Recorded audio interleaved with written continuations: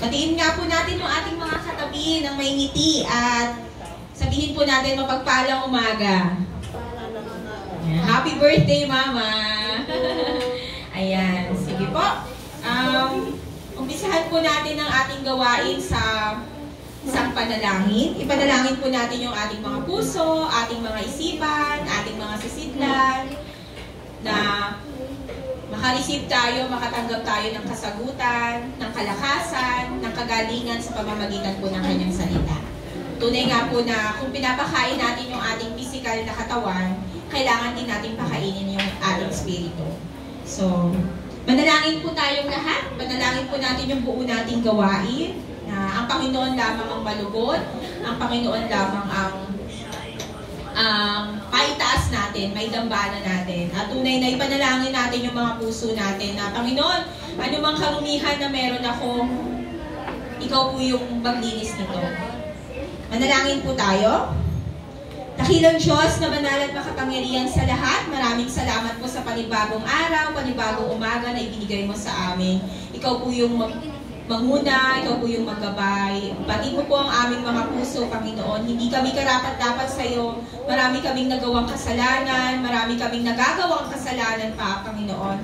Ngunit salamat dahil ang pag-ibig mo ay wagas, ang pag-ibig mo ay sapat upang kami ay linisin, upang kami ay tubusin, Panginoon, sa bawat pagkakasala na meron kami. Patawarin mo kami, Panginoon. Mula ngayon, turuan mo kaming mamuhay ayon sa iyong kalooban at di na bumalik pa sa dati pang mga gawain. Ikaw po yung manguna, yung maggabay, prepare our hearts, our minds, widen up our vessels, O Lord, for us to receive your abundant grace and mercy through your words. Bless the pastor that you're going to use today, all the people, Panginoon, who will stand in front, Panginoon.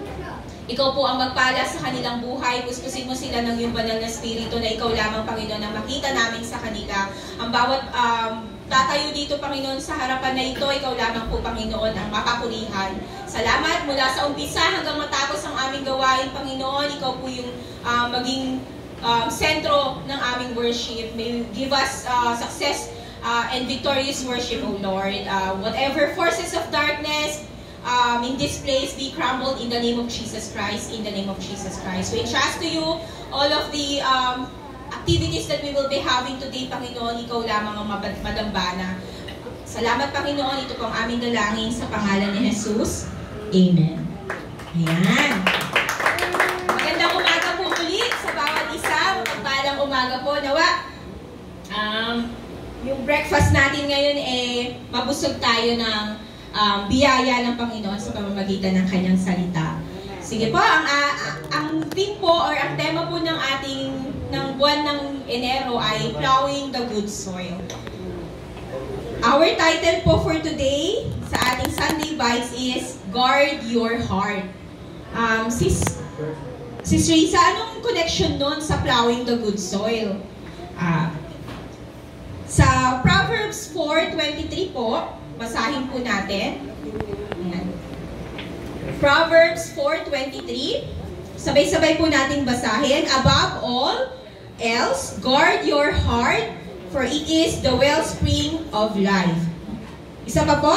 Above all else, guard your heart, for it is the wellspring of life. Sabihin nyo nga po sa katabi nyo, guard your heart. Guard your heart. Yan, hindi lang ibig ng ibig. Hindi lang laging kung ano lang yung nilalaman ng pwede na. Yan. Let us guard our heart. Bakit daw po? Kasi wellspring of life. When the heart stops beating, it means time of death. Ayan, patay na, wala na. Ano yung binibit ng heart? Yung blood. Diba? That's why very, very, yung heart and yung blood in the Bible. Saan papasok si Jesus Christ? Saan yung pintuan ng buhay natin, yung puso natin. And yung plowing the good soil, yung soil na hinasikan dun sa parable of the sower, ay hinahalin tulad sa puso. So let us guard our heart. Ano bang klaseng puso ang meron tayo? I-check din natin yung heart natin this time. So for introduction po, in the parable of the sower, the soil symbolizes the heart. In Luke 8:4-15. Next slide po. Yan. Above all else, guard your heart. What you see, ano man yung nakikita natin, the way we look at the things or the situation, what you say, ano yung sinasabi mo, what you do, ano yung ginagawa mo, what you hear, ano yung naririnig mo, everything comes from the heart. Everything you do flows from your heart. The way you look at things, it is the way kung ano yung meron sa puso mo. Kung negative yung nasa puso mo, you will see the things negatively as well.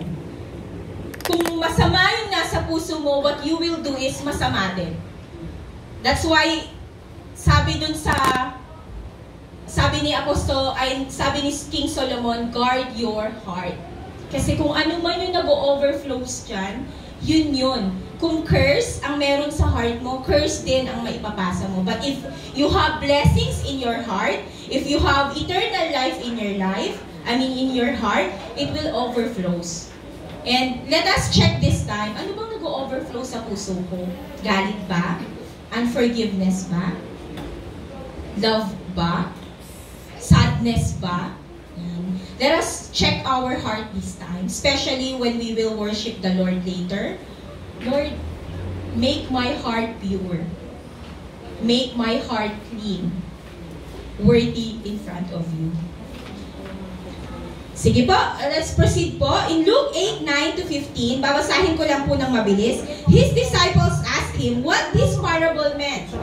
Yung kunento na ng Panginoon yung parable of the sower. So lagi po natin siyang naririnig, yung 4 na klase ng lupa. Naghasik yung farmer, yung magsasaka, naghasik ng mga binhi, merong napunta sa pathways, sa daanan, may napunta sa batuhan, may napunta sa tinikan, at may napunta sa mabuting lupa. Ngayon po, i-check natin, what kind of heart, what kind of soil do I have in me? Sino po dito yung good soil? Lahat. Sino dito yung nasa pathways? Sana po wala. Sino dito yung nasa rock? Yung rocky soil? Thorny soil? Let us check this time later. Sige po, in Luke 8:9-15, his disciple asked him what this parable meant. Verse 10, he said, the knowledge of the secrets of the kingdom of God has been given to you. But to others I speak in parables, so that though seeing, they may not see, though hearing, they might not understand. 11, this is the meaning of the parable, the seed of the word of God. Those along the path are the ones who hear, and then the devil comes and takes away the word from their hearts, so that they may not believe and be saved. Tackle po natin yung point number 1 natin, along the path. Ano po yung meron dun sa pathways? Pathways, along the pathways.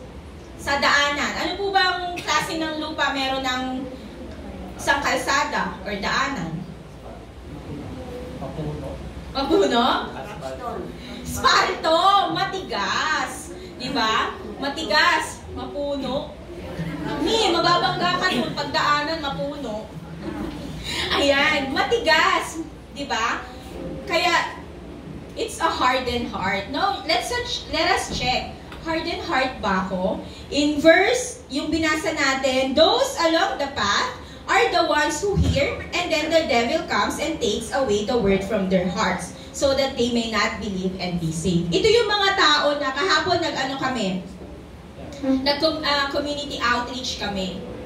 And there are people na coffee lang ang kinuha, pandesal lang ang kinuha, but there are people na yung gospel tracts ang kinuha, meron naman yung nakinig, di ba? Different people, different soils na meron sa field. And that's why we're here. Because whatever overflows on our hearts, sana yun yung maipasa natin. And sana that is a blessing. Now, let's check our hearts today. And Lord, if hindi ako good soil, nawa, whatever I am this time, make me a good soil. Let us have one desire, a desire to be a good soil. And yan, pathway, hardened heart. Ito yung ano ako, eto na ako, nilunok ko ang susi, padlock, ganyan. Di ba? Yung mga matitigas, ito yung nakarinig ng mabuting balita pero walang naintindihan. Ito yung nandito sa church, pero pag uwi, walang naiuwi. Nawawalang ganun sa atin. Kung meron man, this is the time to reflect and tell the Lord, Lord, baka matigas yung puso ko, hindi na tumatala. Kasi kahit na anong hasik mo dyan, kahit na anong talon mo doon, matigas nga, asfalto nga di ba? Hindi lalago yung salita ng Diyos. Wala siya kahit anong tubo. Di ba? Nawa, kung matigas yung puso natin, kung meron mang may matigas na puso sa atin this time, now at least, yung wala talagang na napanghawakan, walang napanghahawakan every Sunday. Nawa this time, Lord, make me a good soil. Make my heart be soft enough para mag-penetrate, para lumalim yung salita ng Diyos sa buhay ko at mag-overflow. Paano mag-overflow yung Word of God? Paano mag-overflow yung gospel? Paano mag-overflow yung blessings, yung life? Gospel is life. Paano mag-overflow kung sa puso natin, hindi natin nare-receive? So, nawa, wala tayo sa along the pathway. Wala tayo sa hardened heart. Kung meron man this time, let us reflect and check and ask the Lord, Lord, make my heart pure. Make my heart, my desire to be your desire. Yung naisin mo, maging naisin ko. Number 2, rocky soil. Root is not deeply established. In verse 13, those on the rocky ground are the ones who receive the word with joy when they hear it, but they have no root. They believe for a while, but in time of testing, they fall away. So they receive the word of God with joy in their heart. Na-receive nila yung gospel, yung salita ng Diyos, umiyak sila. Alam niyo yung time na genuinely inaccept mo si Jesus Christ? Sino yung nakakaalala ba ng time na yon? Yung very first encounter mo sa Panginoong Jesus. Nandun yung umiyak ka, inopen mo lahat sa Panginoon.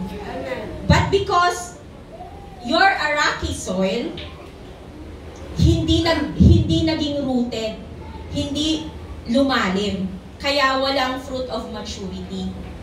Meron ganon na nung tinanggap nila yung Panginoon, umiyak sila. Talagang totoong tinanggap nila with joy, with confession of faith, with confession ng sin nila. Talagang tinanggap nila. However, there are many things in their hearts na hindi or naghihinder para hindi lumago yung salita ng Diyos. Those are the, next slide po, the heart that is full of wise. Bakit marami? Bakit ako? Bakit ganito? Bakit ako nagsisimba? Bakit ako nagbibigay ng offering, ng tithes? Pero mas mayaman siya na hindi mananampalataya sa'yo. Bakit ako? Laging maraming wise. Bakit Lord? Bakit ganito? Bakit ganon? But you're not looking into things na yan yung plano ng Panginoon, kalooban ng Panginoon. And behind that problems, may blessings na ibibigay ang Panginoon. So ito yung mga taong wise. Natabunan na sila ng maraming problema. But yung good soil, ito yung mga tao na maraming problema pero they make their problems stepping stone para maabot yung goal, para maabot yung blessing. Ito yung kaibahan ng rocky soils. Hindi nagiging rooted. Next slide po. Yan. Do you remember when you authentic and genuinely respond to the Lord? Nung tinanggap natin siya sa puso natin. Ito yung rocky soil, yung rocky na puso, marami siyang hindi siya nakukontento. That's why maraming wise sa Panginoon. And that's why hindi nagbe-bear ng fruit. That's why hindi lumalago yung salita ng Diyos at hindi nag-overflows. Nawa, whatever heart that we have this time, ipa-check natin sa Panginoon na, Lord, plow me, plow my heart, plow my soil. Palaguin mo yung salita mo. Next po, third point, thorny soils. Thorns and thistles can choke the word of God. In verse 14 po, The seed that fell among thorns stands for those who hear, but as they go on their way, they are choked by life's worries, riches, and pleasures, and they do not mature. Same thing po, they do not mature. Yung rocky, not earn fruit of maturity. Same thing po sa thorny soil. Maraming life worries, maraming pleasures. Panginoon, bigyan mo ako ng trabaho. Pag binigyan mo ako ng trabaho, magiging ako sa church. Magiging faithful ako sa church, magiging loyal ako, bibigay ko sa iyo yung time ko, Lord. Bigyan mo lang ako ng trabaho para makatulong ako sa ministry. Nung nagkatrabaho na, Sunday wala na, may pasok po ako, may OT po to, sayang po, double pay, triple pay. Wala na, nawala na sa church. Kahit yung prinamis na magsusupport, wala na din. Kasi, kinain na, nakisabay na rin siya sa mundo. Nawa po katulad tayo ng isda. Yung isda po, kahit lumalamoy siya sa salty water, pag pinirito natin siya, lalagyan pa rin natin siya ng salt. Tama po ba? Hindi siya maalat. Kasi yung isda, though lumalamoy siya sa tubig alat, hindi na pupunta sa kanya yung alat. Kasi hindi siya nakikiisa doon. Hindi niya na-absorb. Nawa ganun din po tayo in our life in this world. Na kahit maalat yung tubig sa mundong ito, hindi tayo mahahawa. Hindi tayo maging katulad tayo ng isda na hindi nalulunod ng anumang meron sa mundong ito. Yan. Thorns and thistles can choke the word.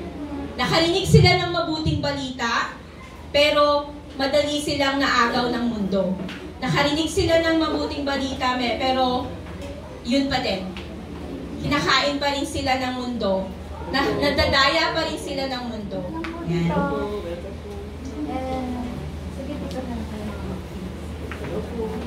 Alright, so many things, next slide po, many things important than the Word of God. So yun po yung mga nasa thorny. Maraming bagay na mas importante kesa sa Panginoon. Maraming bagay na mas inuuna.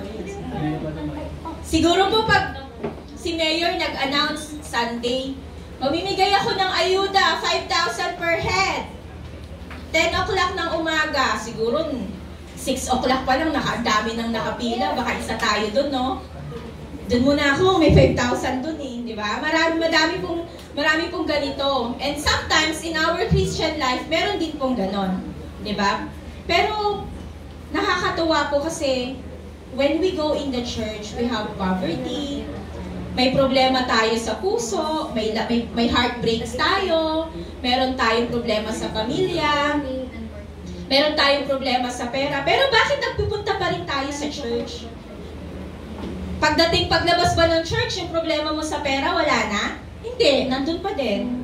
Paglabas ba ng church, yung sakit mo na wala na? Hindi, nandun pa rin. But why we look and why we go to the church? It is because we gain strength. We gain wisdom sa Panginoon. Because we are soil. Our heart is a soil na looking for the gospel, looking for the word of God. Yan. Next slide po. The word of God is not valued. Yun po yung mga thorny. Hindi nabibigyan ng halaga yung salita ng Diyos. In Luke 10:40 to 42, makikita natin si Martha.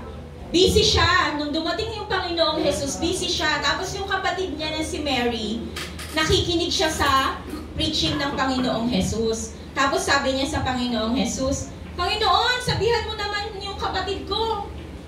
Natulungan ako. Pero anong sabi ng Panginoong Jesus? Si Mary, inuuna niya yung mas importante. Si Martha, maganda yung ginagawa niya, pero binigyan ng halaga ng kapatid niya yung salita ng Panginoon, yung ma-encounter si Jesus Christ. So nawa, ganun din po tayo. Di tayo masyadong, maging busy man tayo, pero we choose pa rin to prioritize hearing the Word of God. Next po. Luke 12:25 to 26, who of you by worrying can add a single hour to your life? Since you cannot do this very little thing, why do you worry about the rest? Wala po sa atin makakapag-add ng kahit 1 minuto nga lang or 1 segundo sa buhay natin eh. Mamatay na ako. Teka lang, dugtong ako ng isa. Pwede ba yun? Di ba? Namatay na. Time of resurrection, may ganun pala, no? Pero wala. Nobody can do that. Kahit yung pinakamayaman pang sa mundong ito, yung may-ari ng Google. Diba? Sino ba yung pinakamayaman? Hindi ko rin alam. Yan, kahit sino pa yan, walang makaka-add ng buhay. Kahit 1 segundo lang. So why do we worry? Lahat nasa kamay ng Panginoong Jesus. Lahat nasa kamay ng Panginoon. Next slide po. Basahin po natin ng malakas. Don't worry, be happy. We all have pressure in this world. Can we not trust God? Maraming pressure sa mundong ito. Pressure sa studies, pressure sa family. Yung tipong, hoy, 30 ka na, wala ka pang boyfriend. Diba? Hoy, 35 ka na, wala ka pang baby. Marami pong pressure. Hoy, 35 ka na, ano nang na-achieve mo? Meron yung sa, ako, 22, 5,000 naman ng bulsa. Ganon, di ba? Meron ganon sa mga Facebook, di ba? Ako, butas pa yung bulsa. Kawawa naman, di ba? Alam mo yun, maraming pressure. But why don't we trust God? Kasama natin ang Panginoon. Maraming pressure, pero wag kang matulog. Huwag kang matulog. Siyempre, gagawa ka kasama ng Panginoon Jesus. Ayan. Next slide po.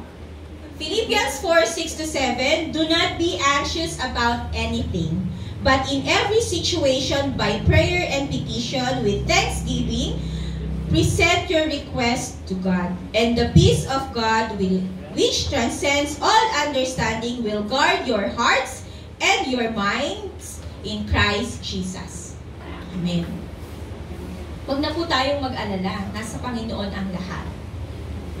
Kasi pag may pag-alala, walang peace. Ang hirap po kayang matulog ng walang peace, ng walang kapayapaan. Na-try nyo na po ba yun? Yung alas 8 ka pa humiga, alas 3 na, gising ka pa din. Why? Because there are a lot of worries sa buhay mo. And yun yung mga thorny. Yun yung mga thorns na meron tayo. But let us ask the Lord, Lord, a lot of thorns in my heart that hinders the word of God to bear fruits. Nandun na siya nandun na. Kaso kinakain ng mga worries natin, yung mga priorities natin, yung salita ng Panginoon. That's why it's not growing. Next po, beware of the riches and pleasures of the world. Guard your heart. Sabihin nga po natin sa katabi mo, guard your heart. Guard your heart. Lagi ko pong guard your heart. Because that is the soil where the word of God will grow. And point number 4 po, matatapos na po tayo. Good soil, those who hear God's word and receive, and it bear fruits. So, it bear fruits. Marami na po ba tayong fruits? Might be we're not in a good soil. Not a good soil. Pero lagi po natin tandaan, or this time po, if we check our heart, let ask the Lord, Lord, I might be a thorny heart. I might be a thorny soil. I might be a rocky soil, but my desire is to be a good soil, O Lord. Help me to plow. Mabungbungkalin mo ang puso ko, Panginoon, to be a good soil. Psalms 1 verse 2 and 3, but whose delight is in the law of the Lord, and who meditates on His law day and night, that person is like a tree planted by the streams of water, which yields its fruit in season, and whose leaf does not wither. Whatever they do prospers. So nawa maging katulad tayo nito na nakatanim. Tree planted by the streams of water, hindi nagkukulang, hindi natutuyuan, and they bear fruits. And whatever they do, they prosper. Yun po yung nais ng Panginoon, na whatever we do, ipoprosper ng Panginoon if we will just trust the Lord. If we will just Ask the Lord, Lord, make my heart pure. Plow my soil. In Galatians 5:22-24 po, but the fruit of the Spirit is love, joy, peace, forbearance, kindness, goodness, faithfulness, gentleness, and self-control. Against such things, there is no law. Those who belong to Christ Jesus have crucified the flesh with its passions and desires. God's word brings fruit of maturity. And those fruit po, yun po yung maturity. Na no matter what happened, whatever situation it is, we still have those fruit of the Spirit. Gaano man, nakakagalit na yung kapatid ko, kinuha niya na yung lupa ko, di ba may mga ganun po? Can we still love that person? Those things po yung fruit of the maturity. Good soil, hold the word of God so fast. Pag mabuting lupa tayo, pag mabuting soil, good soil tayo, pangahawakan agad natin yung salita ng Panginoon so fast. May excitement pa. And those word of God will grow in our hearts that it will overflows. Blessings will overflows. Next slide po. We are all in the process of growing. The question is, are we growing? Nais po ng Panginoon, sa proseso po ng Panginoon, nais niya tayong lumago. But are we growing? Meron bang paglago? O sabihan ka lang ni pastor na, anak, sis, brother, kinorek ka lang ng konti, hindi ganito, ganito dapat. Nagtampo ka na, hindi ako mag-church dyan. Or tayo pa rin yung Christian na, bakit siya yung nasa harapan? Di naman ka-bless-bless yan. Alam ko yung secret niyan. Alam ko yung baho niyan. Hindi na natin nakita kung sino yung Panginoon na gumagamit sa Kanya. Whoever stands in front, kahit di mo siya kasundo, lagi mong tignan na ang Panginoon ang nasa likod niya. Yung Panginoon yung mangungusap sa'yo, hindi yung tao na yun. Next po, take care how you listen, respond in the gospel. Conclusion po, the heart is ours to choose. Our heart is our responsibility. Hindi responsibility ng Panginoon na yung puso natin tanggalin yung worries. Ikaw yun. Faith mo yun sa Panginoon. Na Lord, I entrust to you everything. My heart is my responsibility. Meron sa mundo na to na pwede nating mahalin above the Lord. Pero nawa, maging desire natin na Lord, make my heart pure, make my heart be a good soil. Nalalago ang salita mo. When we have been in darkness in this world, but God brings us to light. In Psalms 119:105, your word is a lamp for my feet and a light on my path.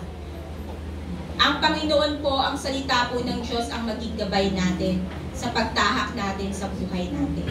Kasama po natin ang Panginoon.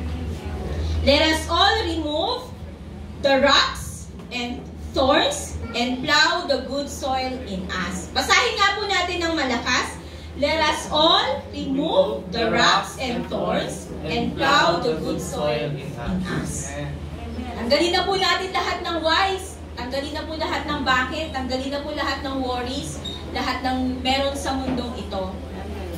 And bungkalin po natin yung ating mga puso. Para hindi ka man dating good soil, maging good soil na tayo this time. Let us ask the Lord sa tulong niya. And last po, the heart is our to choose. Guard your heart. Purihin po yung Panginoon na nawa, i-guard natin yung heart natin na Lord, whatever I do, whatever I say, whatever I think, nag-overflows yun sa puso ko, nag-flow yun sa puso ko. And whatever things hindi karapat-dapat sa'yo, baguhin mo ito.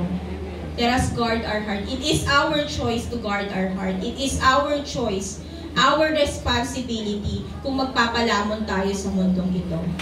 Let us be a good soil. Plow our soil. Guard our heart. Isa pa pong malakas. Guard my heart. Guard my heart. I will guard my heart. I will guard my heart. Manalangin po tayo. Dakilang Diyos na banal at makapangyarihan sa lahat. Salamat po, Panginoon, dahil tunay nga hindi ka sa kakayanan namin, hindi sa talent namin ikaw tumitingin, kundi sa puso na meron kami, Panginoon. Salamat kasi your love doesn't require us, Panginoon. Hindi ni-require na meron kaming malaking bank account. Hindi ni-require, Panginoon, na meron kaming tinapos sa buhay. Ngunit tumitingin ka sa puso na meron kami. Make our heart pure, Panginoon. Ikaw po yung maglikha ng puso na nagpapasiyasat sa iyo all the time. Purihin ka, Panginoon, sa buhay namin na only blessings, only life, eternal life, overflows from us. May our life, Panginoon, ay maging kagamit-gamit, Panginoon, para magligtas pa ng maraming kaluluwa. Salamat, Panginoon, sa oras na ito.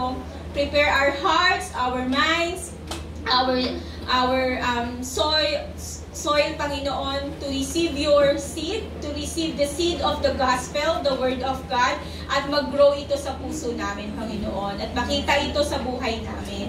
Anumang gawain ni Satanas ay aming winawasak at pinapalaya sa pangalan ni Jesus. Sa oras na ito, Panginoon, sa lahat ng tatayo sa stage na ito, Panginoon, ikaw lamang ang makita namin. From the start, from the beginning, up until the end of our worship today, Panginoon, ikaw lamang ang mapapurihan, ikaw lamang ang makita namin. Prepare mo po ang aming mga sisidlan, Panginoon. May we receive your grace, your word, your healing, your strength, O Lord, through your word. Bless the pastor that you're going to use today, Panginoon. Itago mo po siya sa iyong likuran, hawakan mo ang kanyang mga labi, Panginoon, na tanging salita mo lamang, Panginoon, at ikaw ang makita namin sa buhay niya. Pagpalain mo po siya, Panginoon, hanggang sa kanyang buong pamilya. Pagpalain mo ang bawat isa. Marami kaming iniwan sa tahanang problema, Panginoon, ngunit salamat dahil kasama ka namin, Panginoon, sa bawat landasin, sa bawat steps na meron kami, Panginoon. Make our hearts be a good soil, O Lord. Remove all those thorns. Remove all the worries, all the rocks, Panginoon, that hinders the word of God to grow in our heart. Plow us, O Lord. Bungkalin mo kami, Panginoon, upang maging mabuting lupa kami. Salamat, Panginoon. We entrust to you everything. In the mighty name of Jesus Christ we pray. Amen.